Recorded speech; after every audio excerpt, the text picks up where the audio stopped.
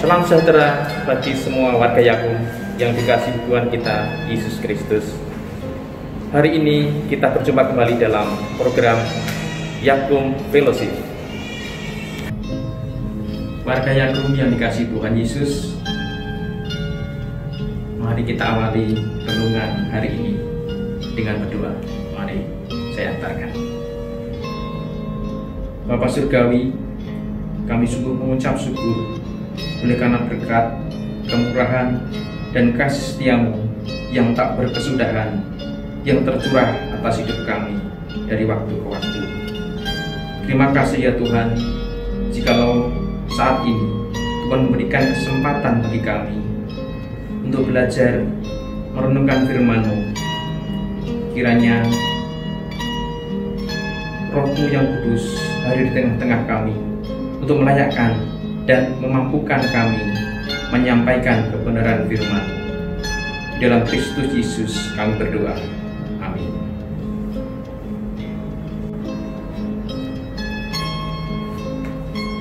Tema kita hari ini berjudul Dua Arah Komitmen, berdasarkan Hakim-Hakim 6 ayat yang ke-12 sampai yang ke-13. Demikian firman Tuhan.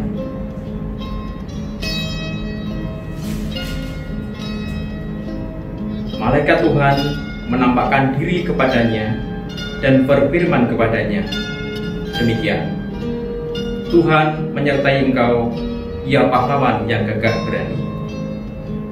Jawab Gideon kepadanya, ah, Tuanku, jika Tuhan menyertai kami, mengapa semuanya ini menimpa kami? Di manakah segala perbuatan-perbuatannya yang ajaib yang diceritakan oleh nenek moyang kami kepada kami ketika mereka berkata, bukankah Tuhan telah menuntun kita keluar dari Mesir? Tetapi sekarang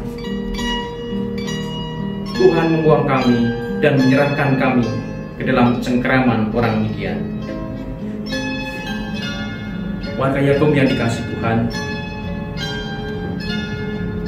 ada seorang pria yang bekerja pada sebuah perusahaan dan dia puas atas gaji yang diterimanya.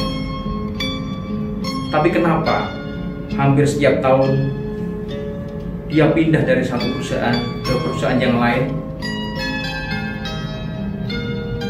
Pada kisah yang lain ada seorang wanita yang ingin mempunyai pasangan hidup. Tetapi mengapa ketika sudah akrab, wanita itu mundur teratur dan memutuskan hubungannya?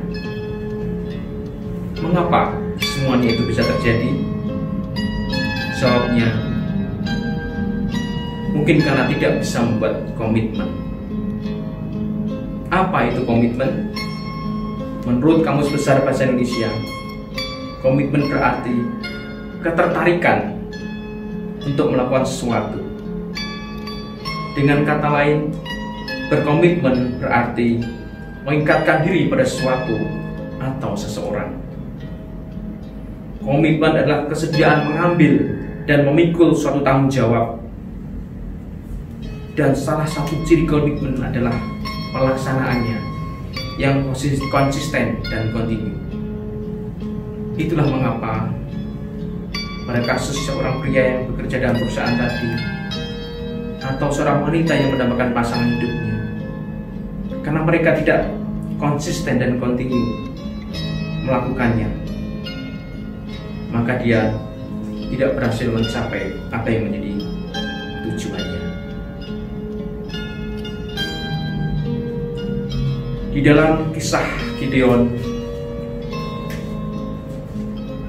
dalam bacaan kita hari ini, Hakim-Hakim 6 ayat 12 tadi menyatakan, Tuhan Allah mengajak berkomunikasi melalui malaikatnya. Allah selalu melakukan komunikasi dua arah karena menghargai manusia yang diberi anugerah besar, yaitu untuk merespon dengan bebas. Dalam perikop ini Allah pun mengajak Gideon bercakap-cakap sambil mendaulatnya sebagai hakim yang ditugasi memimpin bangsa Israel. Hakim pada masa itu adalah jabatan yang berbeda dengan hakim pada saat ini yang bertugas di pengadilan. Hakim pada saat itu merupakan seorang pemimpin di bidang politik, militer, dan hukum. Sebuah sebutan pemimpin tertinggi Israel di tanah perjanjian sebelum munculnya jabatan raja. Percakapan yang dilakukan Allah dengan manusia ditujukan untuk membangun komitmen agar manusia setia dalam ucapan dan perbuatannya. Komitmen dari Allah adalah menghargai manusia untuk merespon kehendaknya. Sedangkan komitmen yang dituntut dari Gideon merupakan wujud dari respon terhadap perintah Allah, yaitu setia dalam ucapan dan perbuatan. Warga Yakum yang dikasihi Tuhan, pada saat itu bangsa Israel dikuasai atau dijajah oleh orang-orang Midian yang menjarah hasil pertanian dan ternak mereka, domba, lembu, keledai, dan lain-lain, dijarah selama 7 tahun lamanya. Pertanyaannya, kenapa sampai 7 tahun lamanya bangsa Israel dijajah orang-orang Midian? Jawabnya karena bangsa Israel tidak punya komitmen untuk takut kepada Allah, bahkan melakukan dosa dengan membangun mezbah Baal. Inilah yang melanggar hukum, 10 hukum Tuhan. Jangan membuat patung untuk disembah. Jangan ada anak lain di hadapanku. Itulah 2 hukum Tuhan yang dilanggar. Dan dalam Hakim-Hakim 6 ayat 1 dinyatakan orang Israel melakukan yang jahat di mata Tuhan.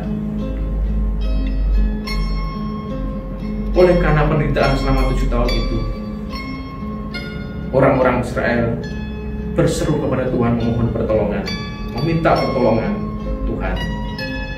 Oleh karena belas kasihan Tuhan, maka Allah menolong dan membebaskan bangsa Israel dari cengkeraman orang Midian itu melalui seorang Gideon yang diangkat menjadi hakim. Pada awalnya, Gideon sama dengan orang-orang Israel pada kebanyakan yang takut pada orang Midian. Gideon bersembunyi, bahkan dia mengirik gandum bukan di tempat pengirikan gandum, melainkan di tempat pemerasan anggur, agar orang-orang Midian tidak melihatnya. Sehingga karena merasa tidak mampu, tidak layak, dan tidak mempunyai kekuatan, Gideon menghindar dari perintah Allah. Warga Yakum yang dikasihi Tuhan, tetapi malaikat Tuhan menyebut Gideon sebagai pahlawan yang gagah berani dalam percakapannya. Bukankah ini sangat kontradiktif dengan keadaan Gideon yang sebenarnya? Apa maksud Tuhan dengan perkataannya itu? Ternyata Tuhan ingin mengubah mentalitas seorang Gideon dari seorang yang penakut menjadi seorang yang pemberani, jadi seorang pecundang, menjadi seorang pahlawan. Dan yang terpenting, Gideon sudah menyadari akan penyertaan Tuhan untuk memimpin bangsa Israel. Tuhan menyatakan akan menyertai Gideon di dalam mengalahkan orang-orang Midian. Komitmen Gideon itu dilakukan dengan berserah kepada Tuhan. Dia berkomitmen untuk dipakai Tuhan sebagai pembebas bangsa Israel. Dengan pertolongan Tuhan Allah, Gideon mempunyai 300 orang Israel yang dia pimpin untuk mengalahkan orang-orang Midian yang jumlahnya berlipat-lipat, sehingga bangsa Israel lepas dari belenggu penjajahan orang-orang Midian. Warga Yakum yang dikasihi Tuhan, firman Tuhan hari ini mengajak kita semua untuk percaya bahwa ketika kita datang dan berseru kepada Tuhan, sama seperti Gideon, Tuhan pasti akan mengulurkan pertolongan. Komitmen dari Allah menghargai manusia untuk merespon kehendaknya. Sedangkan komitmen yang dituntut dari seorang Gideon, wujud dari respon terhadap perintah Allah, yaitu setia dalam ucapan dan perbuatan. Warga Yakom yang dikasihi Tuhan, saya akan mengakhiri renungan hari ini dengan pantun. Ke pasar malam menonton akrobat, jangan lupa mengajak istri. Ayo warga Yakum tetap semangat meski masih dalam situasi pandemi. Terima kasih, Tuhan berkati kita. Amin. Warga Yakum yang dikasihi Tuhan, mari kita tutup renungan hari ini dengan berdoa kembali. Tuhan Allah Bapa Surgawi, puji syukur dan terima kasih untuk firman yang Kau taburkan bagi kami hari ini. Ajar dan mampukan kami untuk meresponnya dengan komitmen kami untuk hidup seturut kehendak-Mu, seturut perintah-Mu, sehingga hidup kami senantiasa memuliakan nama-Mu. Di tengah situasi pandemi COVID-19 ini Tuhan, kami mohon pertolongan bagi mereka yang sakit dan yang terinfeksi. Ya Tuhan, tolonglah dan sembuhkanlah. Berilah kekuatan tubuh dan roh mereka agar segera pulih sehat kembali. Bagi mereka yang rentan terinfeksi, para orang tua, orang yang menderita penyakit kronis atau komorbid, dan juga anak-anak, ya Tuhan, lindungilah dan jauhkanlah dari paparan infeksi COVID-19 ini. Bagi para tenaga kesehatan di garda terdepan yang memberikan pelayanan, kiranya Tuhan memberikan perlindungan, memberikan penyertaan, sehingga para tenaga kesehatan ini tetap dalam kondisi yang sehat, terhindar dari paparan COVID-19, dan boleh melayani dengan baik, dengan penuh kasih. Pada kesempatan hari ini Tuhan, kami juga berdoa untuk rumah sakit di unit Yakum, unit pendidikan, unit ekstramural, kantor Yakum dan organ Yakum. Kiranya Engkau memberkati mereka agar boleh tetap berpelayanan dengan baik. Rumah sakit unit Yakum tetap eksis di dalam tugas panggilan pelayanan di tengah masyarakat.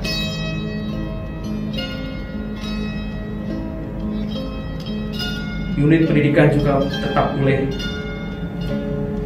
menjalankan tugas panggilannya meskipun dalam situasi yang terbatas karena pandemi COVID ini. Ya Tuhan,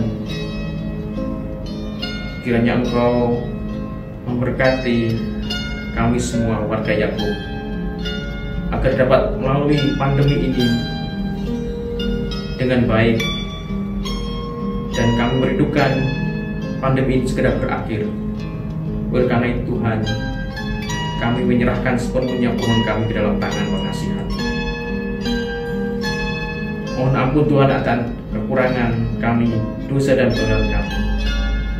Di dalam Tuhan kami Yesus Kristus, Allah penolong kami yang hidup, kami menaikkan doa ini.